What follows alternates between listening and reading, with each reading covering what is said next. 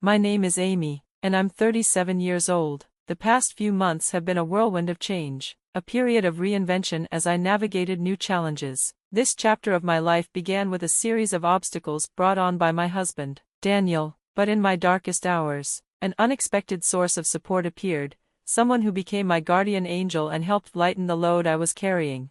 Before I dive into the heart of it all, let me introduce you to the key people in my story.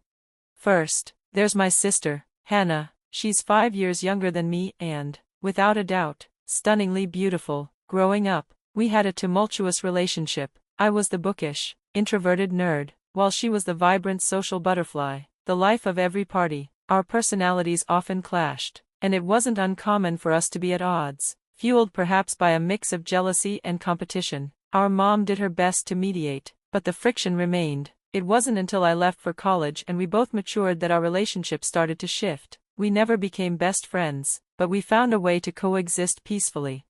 Then there's Daniel, my ex-husband. We met at work and clicked almost instantly. After dating for 2 years, we got married. We worked hard together to buy our first home, and although I was the primary breadwinner, with the mortgage in my name, it felt like an accomplishment we shared.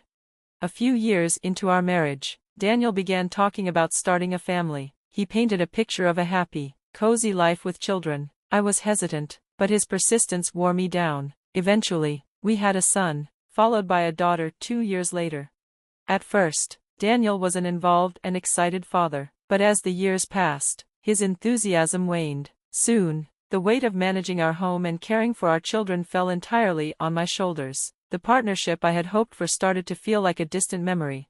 When Daniel received a big promotion, I decided to leave my job. His new salary outstripped mine, and it didn't seem worth the fight to keep working. At first, I struggled with the change, but eventually, I found a sense of purpose in hosting dinner parties. My mom, my sister, and my mother-in-law, Alexis, would often join me for these gatherings. It became a way to fill the silence and reconnect with the world beyond my home.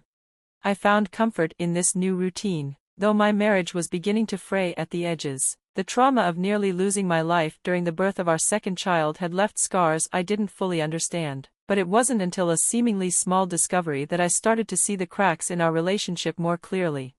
One day, while cleaning, I found an unfamiliar pair of panties. My heart sank, and a cloud of doubt settled over me. I had worked hard to keep things together, and yet, this discovery made me question my place in Daniel's life. The past year had been one of recovery from the birth trauma, but this felt like a betrayal.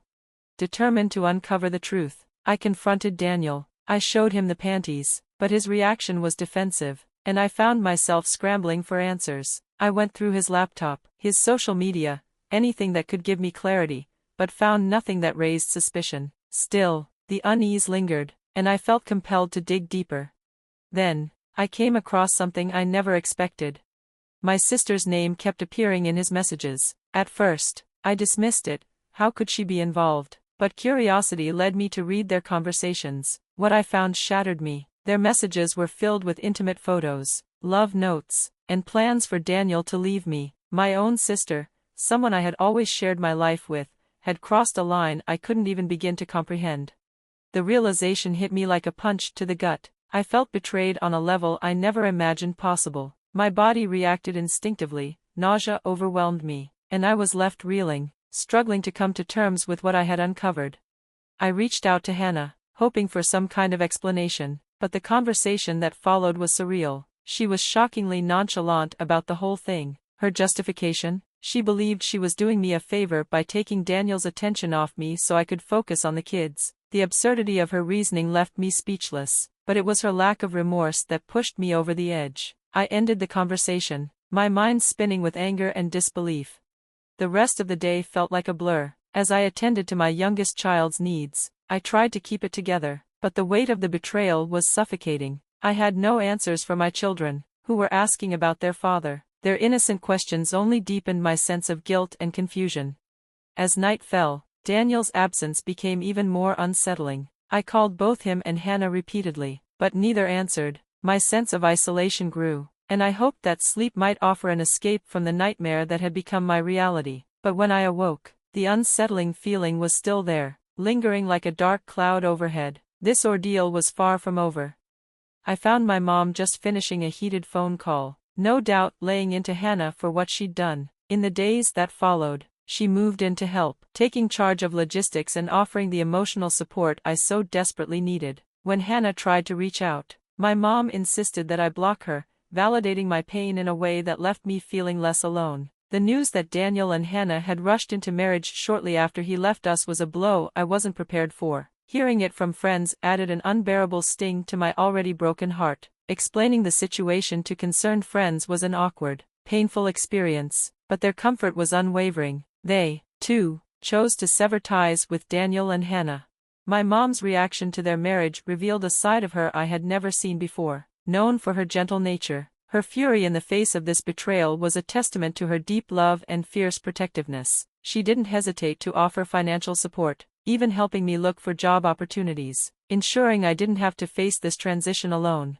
The hardest part, though, was answering the kids' questions about their father. I struggled to find the right words, but somehow, we got through it, together. It wasn't easy, but we found strength in one another. A week into our new life, a letter from Daniel arrived. I hesitated, sensing it was an apology I wasn't ready to hear. The weight of everything we'd been through felt too much, and I was tired of rehashing the past. With my mom's steadfast presence beside me, I decided not to open the letter. I didn't need any more false promises or excuses. A week was more than generous for any attempt at reconciliation, especially when he had abandoned us without a word. So, in an act of finality, I burned the letter, but the curiosity lingered. I caught myself wondering what it said, but I reminded myself that nothing could undo the damage. To lift our spirits, my mom and I took the kids to the fair the next day. Surrounded by laughter and life, I found myself genuinely smiling for the first time in weeks. Later, as we unwound with a bottle of wine, I mentioned the letter. "I got something in the mail last night," I said, hesitantly.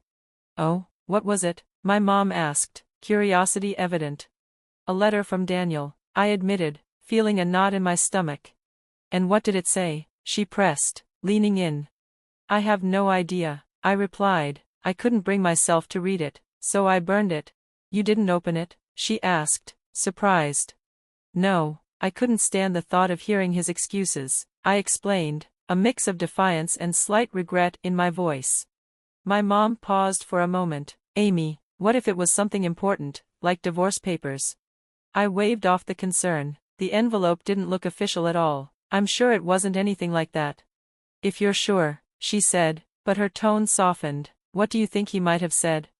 "I don't know," I shrugged. "Maybe a half-hearted apology, or maybe he wanted his stuff back." We let the conversation drift after that, focusing on the lighter side of our evening. But in the silence, the "what could have been" hung in the air, unspoken but ever present. In the midst of all this, moments of joy, like the day at the fair, reminded me that life could still offer glimpses of happiness. The hardest part, though, remained the questions from the kids about their dad. Finding the right words was always a struggle, but things were slowly improving. My mom's unwavering support was my anchor throughout this storm. During one of our conversations, she revealed something that took me by surprise. She planned to disown Hannah. It wasn't just about the betrayal, it was about the depth of her disappointment in her actions. My mom decided that her support and inheritance would go solely to me and my children. Though I was shocked at first, I understood her decision. The thought of severing ties with a child seemed impossible, but it made me even more grateful for the strength and support my mom was giving us.